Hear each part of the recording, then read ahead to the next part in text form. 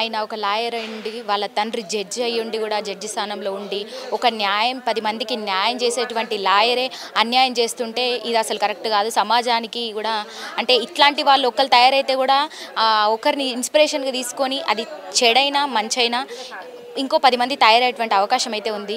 గల్లీ వాళ్ళు కూడా అది చెప్తున్నారు. అసలు ఒక మామ స్థానంలో ఉండి వాళ్ళు కూడా ఒక కోడల్ని కూడా చేయి చేసుకునేదంట. కోడల పైన వాళ్ళ అమ్మ కూడా అడ్డొస్తే ఆమెను కూడా కొట్టేదంట. దారుణంగా అసలు వింటుంటే కూడా ఒళ్ళు గగ్గుర్లు పుడుతుందని చెప్పొచ్చు. గల్లీలు అందరూ కూడా అదే చెప్తున్నారు. అందరూ గల్లీలో అంటే ఎవరికి కనబడకుండా చాటునొచ్చి అర్ధరాత్రులు బెల్లు కొట్టి చాటునొచ్చి ఒక నలుగురిని రౌడీలు వెంటేసుకొని వచ్చి కూడా భార్యపైకి దాడికి తీసుకొచ్చేదంట. అసలు ఇలాంటి భర్త ఎక్కడైనా ఉంటాడో అనిపిస్తుంది వింటుంటేనే. ప్రస్తుతం ఇప్పుడు ఎవరైతే బాధితురాలు ఉందో వాళ్ళ అమ్మగారు మనతో పాటే ఉన్నారు. ఒకసారి అసలు ఎట్లా ఉండేవాళ్ళు కుటుంబ సభ్యులు, ఏ విధంగా ప్రవర్తించేవారు వీళ్ళతో, అసలు వీళ్ళు ఎప్పుడు పెళ్లి చేశారు, అసలు ఇదంతా కూడా ఈ సమస్య ఎందుకు వచ్చింది ఒకసారి కనుక్కునే ప్రయత్నం అయితే చేద్దాము. నమస్తే అమ్మ. మీరు నమస్తే మేడం. సో మరి మీ కూతురికి ఇట్లా అన్యాయం జరిగింది, మరి ఇప్పుడు మీకు ఈ విషయం ఎప్పుడు తెలిసింది? మాకు పెళ్ళైన 16 పండుగ రోజు నుండే చూపిస్తుంది మా ఏప్రాలు చుక్కలు. ఎందుకంటే 16 పండుగ రోజు మా పెద్దమ్మ వాళ్ళు 8 మంది ఉన్నాం. మా పెద్దమ్మ వాళ్ళు పెద్ద ఏజ్ కదా, పోయి ఇల్లు చూద్దాం అనేసి అంటే వద్దొద్దు ఇద్దరే రావాలి అంటది. నల్లబూసలు కూర్చొనికి ఆ రోజునే స్టార్ట్ చేసింది పంచాయతీలు. ఎప్పుడు పెళ్లి చేసి ఇచ్చారు? అరేంజ్ మ్యారేజే కదా? Arrange marriage. అందరు సమక్షంలో చేశారు కదా పెళ్లి. ఫంక్షనాల్లో పెద్ద గ్రాండ్గా నాకు ఉన్నది ఒక కూతురు. ఆమెకి కట్టిన 6 గుంటల భూమి, 10 లక్షలు, 15 తులాల బంగారం ఇచ్చినాం. లాయర్ కాకముందుకే వాడు లాయర్ అని చెప్పిండు మా అల్లుడు. లాయర్ అంటే ఇప్పుడు ప్రస్తుతం అయితే లాయరు, అప్పుడు పెళ్లి చేసుకునే ముందు లాయరు అని చెప్పి అబద్ధం చెప్పి పెళ్లి చేసుకున్నారా? అబద్ధం చెప్పి పెళ్లి చేసుకుండు. మేము బయట కూడా మా మేనమామ తీసుకొచ్చిండు సంబంధం అనేసి బయట చెప్పిన మాటలు నమ్మారు మీరు? నమ్మాము.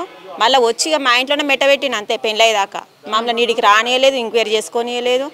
ఇక మాకు పిల్ల నచ్చింది, మాకు ఏది వద్దు అనుకుంటానే అన్నీ పెళ్ళి పత్రికలు వేసినాక కూడా అప్పుడు పైసల మార్పిడి, పైసలు పుడతలేవు అన్న టెన్షన్ ఉంది. తర్వాత వేద్దామన్నా కూడా ఒప్పుకోలేదు. కావాలేరా అయిపోవాలా అనేసి పెట్టిండు. కానీ పెళ్ళైనాక తర్వాత మాకు ఇవంతా ఆడపిల్లలు ఇక నెల తప్పిన కాండి ఇక మేమే చూపెట్టుడు, జ్వరం వచ్చినా ఏది వచ్చినా. మీరు ఏ ఊరు? మా జనగం, షామీర్పేట జనగం దగ్గర. జనగంపేట. ఎన్ని సంవత్సరాలు అవుతుంది పెళ్లి చేసి? 8 సంవత్సరాలు అవుతుంది. 8వ సంవత్సరం ఇప్పుడు మొన్ననే అయింది. ఎట్లా చూసుకునేది పెళ్లి చేసుకున్న కొత్త అప్పటి నుంచి కూడా? ఎట్లా చూసుకునేది ఈ విషయం తెలియక ముందు వరకు కూడా ఎట్లా చూసుకునేది? సంవత్సరం దాకా జర పెద్ద పాప పుట్టినాక గొడవలు స్టార్ట్ అయింది. 21కి వచ్చింది. అన్నం కొంచెం వెనక ముందు లేట్గా అయినంత మాత్రాన కథం పంచాయతీ స్టార్ట్ చేసింది, వచ్చింది. ఇక 3 నెలల ముందుకు నిర్దకు రావాలని మేము తీసుకొస్తే ఈ గేటు దగ్గర 3 రోజులు బయటనే వచ్చింది పెద్ద పాప పుట్టినప్పుడు. ఇక ఏదో మేమే కాలు మొక్కినాం, వేలు మొక్కినాం, పెద్ద మనుషులలో కూర్చున్నాం, అన్నీ చేసినాం, అయిపోయింది. ఇక అయితేనే ఉంది. మళ్ళీ ఇంకో 2వ పాప పుట్టింది. ఆ 2వ పాప పుట్టింది అని ఫోన్ చేయగానే ఆ టెంకలు కూడా రాలేదు, హాస్పిటల్కి రాలేదు, చూడలేదు, ఏది లేదు. ఎందుకని? పాప మహాలక్ష్మి అంటారు, తండ్రి చాటున పెరిగే అంటే కూతుర్ని చాలా మంది తండ్రులే ఇష్టపడతారు ఎక్కువ తల్లి కన్నా కూడా. మరి అదే కానీ ఈ ఫస్ట్ పాపే సెకండ్ పాపే మాకు వద్దు అన్నట్టుగా వాళ్ళు రాలేదు. 4-5 రోజుల తర్వాత వచ్చింది. 4-5 రోజుల తర్వాత వచ్చి వాళ్ళకి ఇచ్చిన మర్యాద వాళ్ళకి ఇచ్చినాము. ఇక అంత ముఖం మడుచుకున్నట్టుగానే ఉండేది. అప్పటి నుండి వాళ్ళకి ఏం కావాలి, అసలు వాళ్ళకి ఏం కావాలంట మీ కూతురు నుంచి? బాబు వారసురాళ్ళు వద్దు, వారసుడు కావాలి. అది వాళ్ళ మనసులో ఏముందో మనకు తెలియదు కదా. అంటే వాళ్ళ కూతురు అంటే ఒకటి, కొడుకు అంటే ఒకటి అనే ఒక వేరు చేసి చూస్తున్నారు. సమానం కాదు, వేరు చేసే. ఇప్పుడు ఈ ఉన్న కాలంలో కూడా ఇట్లా వేరు చేసి చూస్తున్నారు. వేధింపులిగా జ్వరం వచ్చినా పట్టించుకోకపోవడం. నా ఇంటికే తోలేదు జ్వరం. ఈవిడ ఇంత వస్తుందని చెప్పుకుంటాడు కదా, నా ఇంటికే తోలేదు. జ్వరం వచ్చినా, దగ్గు వచ్చినా, సర్ది వచ్చినా కూడా సరే అని అట్లా కూడా నేను అన్నిటికీ భరించుకుంటూనే వస్తున్నాం. ఏమన్నా లొల్లి ఎక్కువ పెడితే ఇంట్లో పిల్లల్ని వేసి కొట్టుడే. మేము బయట ఏమన్నా అడుగుడు చేసుడు చేస్తే తీసుకొచ్చుడు, ఇంట్లో వేసి కొట్టు. అంటే మీ నోరు మూయించడానికి మీ కూతుర్ని కొట్టి వేధించేది. సరే ఇక మేము ఏమనొద్దు, వాళ్ళు చక్కగా ఉండే చాలు అన్నట్టుగా మేము కొంచెం అడగకుండా కూడా కొన్ని రోజులు ఉన్నాం. తర్వాత కడుపు చేసుడు, ఆభాషణ చేయించుడు, మళ్ళీ మా ఇంటికి పంపుడు, మళ్ళీ 3 నెలలు రెస్ట్ కానీ మళ్ళీ వచ్చాడు. 4 అబార్షన్లు అయినాయి ఆమెకు. ఇప్పటికీ 7 ఆపరేషన్లు ఉన్నాయి. 7 ఆపరేషన్లు పిల్లలుగా, 4 అబార్షన్లు, పెద్ద ఆపరేషన్లు. 2 పిల్లలు పుట్టిలే ఫస్ట్ స్టార్టింగ్లో, అవి 2 పెద్దవి. 4 అబార్షన్ తర్వాత. మరి తెలీదా ఒక అంటే లా చదువుకున్నాడు, హెల్త్ పాడైపోతుంది, హెల్త్ ఆయన గౌరవం అదే. మేము లాయర్లం, జడ్జీలం, మమ్మల్ని ఎవడు ఏం చేయలేడు. మీరంతా నా కాలు కిందోలా అంటది మా అయ్యపురాలు అంటుండే ముఖం పట్టుకొని అంటుండే నన్ను ఎవడేం చేయలేదు నువ్వు ఎంతమందిలో పోయి చెప్పుకున్నా మాకు ఈక కూడా వీకరు ఇవన్నీ గలీజు మాటలు వస్తాయి వాళ్ళకి. ఇప్పుడు మీరు చూసినటువంటి ప్రకారం వాళ్ళ కుటుంబ సభ్యులు అంటే తండ్రి జడ్జ్ కొడుకేమో న్యాయవాది, మరి ఇట్లాంటి ఎడ్యుకేటెడ్ ఫ్యామిలీ అయ్యుండి కూడా మరి ఇట్లా అన్యాయం చేశారు మొత్తానికి. మరి నిజంగానే ప్రజలకు అంటే వాళ్ళ దగ్గరకు వచ్చేటువంటి క్లయింట్లకి ఎట్లా చేసేది? నిజంగా న్యాయమే చేసేది అన్యాయం చేస్తుంది? అంత అన్యాయమే. మొత్తం డబ్బులు మాట ఇప్పుడు కేసు వచ్చింది అనుకో ఫస్ట్ లక్షల చేతిలో పెట్టి అంటాడు, తర్వాత వాడు వచ్చిండు అనుకో తరిమి కొడతాడు. అట్లా కూడా ఎంతో మంది ఇంటికి వస్తున్నావు అంటే డబ్బులు చేతిలో పడందే పని కాదన్నట్టుగా మాట్లాడు. అంత బెదిరించుకొని తినడు ఈ సొమ్ము అంతా మందిని కష్టంతో సంపాదించింది ఏం లేదు. అన్యాయం చేసే బతికిండు. న్యాయంగా బతికిన రోజులు లేవు, న్యాయంగా ఉన్న రోజులు కూడా లేవు. ఇప్పుడు లాస్ట్కి వచ్చేసరికి ఈ 4 అబర్షన్లు అయినాయి అన్నీ అయినాయి. ఇప్పుడు కొత్తిల్లని ఆర్కే నగర్లో పెట్టిండు, అది కడుతుండు. ఆర్కే నగర్లో కొత్తిల్లు కడుతుండు. ఆడో మిషన్ అంటాడు, ఇది అంటాడు, అది అంటాడు. ఈమె ఇక్కడనే ఉండేది ఫ్యామిలీ, కాకపోతే 4 నెలల నుండి ఆడ మెట్ట పెట్టిళ్ళు. వాళ్ళు లోపల ఈమె రానిపోయేది, ఎందుకంటే వాడు బండారం బయట పడుతుంది అని. మెల్లమెల్ల రెండో సంబంధం చేసింది అమ్మాయి. అంటే నిజంగా ఇప్పుడు మీ అల్లుడే ఇదంతా పని చేశాడు అనుకుంటున్నారా, లేకపోతే అత్త మామ దగ్గరుండే ఇదంతా చేయించారనుకుంటున్నారా? గూడపుటానిగా అత్త మామని నేను అత్తనే.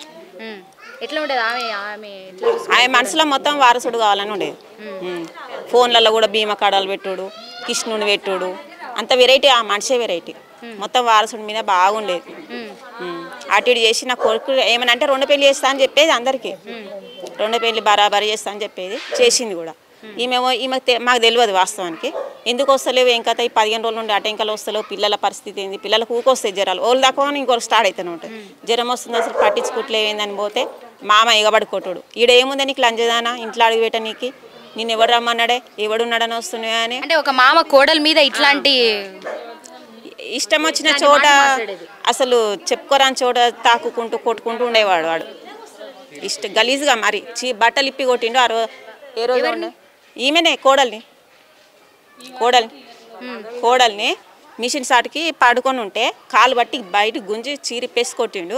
అది రికార్డ్ అయింది. కాకపోతే సీసీ కెమెరాలను ఎమ్మడే పిలిపించి ఆ రికార్డు మొత్తం తీపిచ్చిండు. ఆ రోజు కూడా మాకు గుర్తుంది. ఆ రోజు ఒకటి బయట పెట్టమని అంతా బయట పడుతుంది ఆయనది. తర్వాత ఇక సిద్దిపేట అమ్మాయిని చేసిండు. మేము తిరగంగా మొన్న 15 రోజుల కింద 20 రోజుల కింద బయటపడ్డది. ఆమె ఇట్లా చేసుకుంది అసలు? అంటే పెళ్ళైంది, 2 ఆడపిల్లలు ఉన్నారని తెలిసి చేసుకుందా, తెలియక చేసుకుందా? వాళ్ళని అడిగితే ఏమంటుళ్ళు, చనిపోయిందని చెప్పింది. మీ కూతురు చనిపోయిందంట, 2 పిల్లలు అంట, హాస్టల్ వేసిల్లంట. నాకు ఈ ఆస్తులు చూపెట్టిండు. ఆస్తులకు నేను ఇచ్చినమ్మా పిల్లను అనేసి తల్లి మాట్లాడుతుంది. వాళ్ళ పిల్ల తల్లి ఎందుకు ఇచ్చినామా, నువ్వు ఎవరిని తెలుసుకోకుండా ఎట్లా ఇచ్చినా, నా కూతురు ఏం కావాలని నేను అడిగిన. నేను అడిగితే నాకు ఆస్తులు చూపెట్టిండు, నీ కూతురు చచ్చిపోయిందని చెప్పిండు. నీ పిల్లల్ని హాస్టల్ వేసిన అన్నాడు. నాకు వారసుడు కొడితే ఇదంతా నీకే కదా అని చెప్పిడు. ఆ రికార్డులు కూడా మా తను ఉన్నాయి, ఫోన్లలో ఉన్నాయి. మరి మీరు మొత్తానికైతే అన్యాయం జరిగిపోయింది. మీరు ఏ విధంగా న్యాయం చేయాలంటారు? మీకు ఏ విధంగా, మీ కూతురికి ఏ విధంగా న్యాయం కావాలంటారు? ఏం చెప్తారు? ఇప్పుడు 2 పిల్లల మీదకి ఉన్న ఆస్తులు కావాలి, నా బిడ్డకి కూడా కావాలి. ఆమె భర్త ఆమెతోటే ఉండాలి, అది ఎట్లా వచ్చింది అట్లా పోవాలి. ఇదే మాకు న్యాయం కావాలి. మరి ఈ మాటలతో చెప్పారా నువ్వు ఎట్లా వచ్చినా అట్లా వెళ్ళిపోవాలి, అది ఏది న్యాయం ఏది అన్యాయం ఇది అన్ని వాళ్ళకి మాట్లాడి మరి ఇదంతా చెప్పినాం. కానీ దానికి 3వ పెళ్ళి అంట. ఆ పోరికి చెప్పిందా? ఆమె ఒప్పుకుందా? అంటే వేరే సైడ్ నుండి తెలుసుకున్నాము. ఆమె చెప్పలేదు, వేరే సైడ్ నుండి తెలుసుకుంటే మాకు చుట్టాలన్నారు అక్కడ, మేము తెలుసుకున్నాం అన్నట్టు. ఇట్లా జరిగింది ఇంకా అంటే అది వదిలి వీళ్ళంతా కుమ్మకాయ ఉన్నారు ఇప్పుడు కూడా. అది 3వ పెళ్ళి. ఇంకో పెళ్ళి ఎట్లా చేసుకుంటుంది, 4వ పెళ్ళి వాడినే నమ్మోడు అన్నట్టుగా అది భావిస్తుంది. అది పోయితట్లేదు అనేసి మాట్లాడుతుంది. కానీ అది పోవాలి. నా పిల్లలకి ఉన్న ఆస్తులు వాళ్ళ పేరు మీద కావాలి. ఆమె భర్త ఆమెతోటి ఉండాలి.